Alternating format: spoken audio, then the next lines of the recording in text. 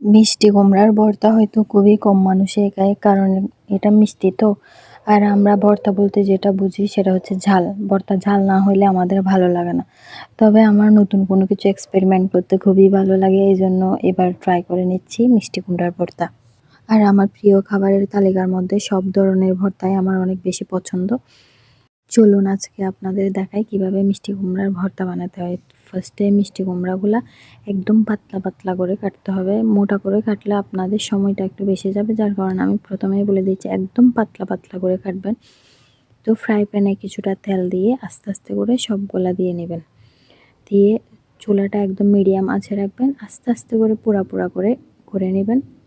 তো এক পাশ পোড়া পোড়া হয়ে আসলে অন্য পাশ উল্টে পাল্টে দিবেন। তবে এখানে খেয়াল রাখবেন যাতে সবগুলাতেই পুরো ভাবটা আসে, নাইলে ফ্লেভারটা পাবেন না, কিছুটা কাঁচা কাঁচা গন্ধ আসবে, কারণ যেহেতু এটা সিদ্ধ করতেছি না।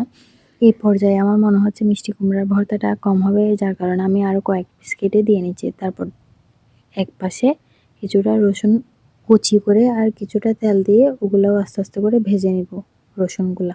তো এবার সব কিছু আমি একসাথে মিক্স করে আরও কিছুক্ষণ ভেজে নিব।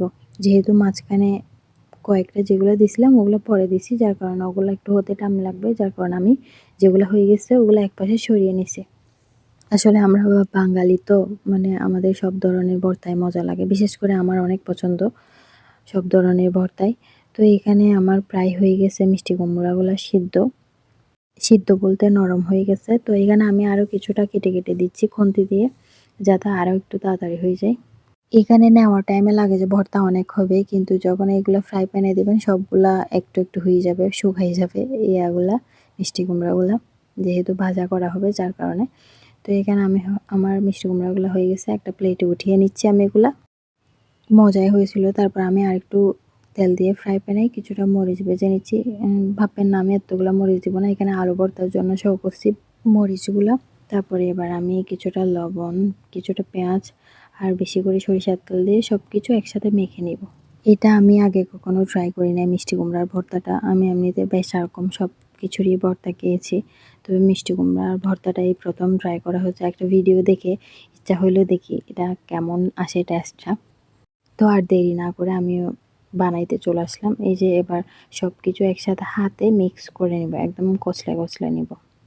এখানে কয়েকটা একটু একটু শক্ত ছিল, যেগুলো লাস্টের দিকে দিছিলাম, অতটাও না, মানে হাতে নরম করা যাচ্ছে, তবে একটু শক্ত ছিল। তো এগুলোও আমি আস্তে আস্তে করে মেখে নিচ্ছি। যারা ভর্তা পছন্দ করেন তারা একবার হইলেও এই ভর্তাটা ট্রাই করে দেখবেন, ভালোই লাগে। মানে ঝাল মিষ্টি সব কিছু একসাথে তো কেমন জানি এক ধরনের ভালোই লাগে।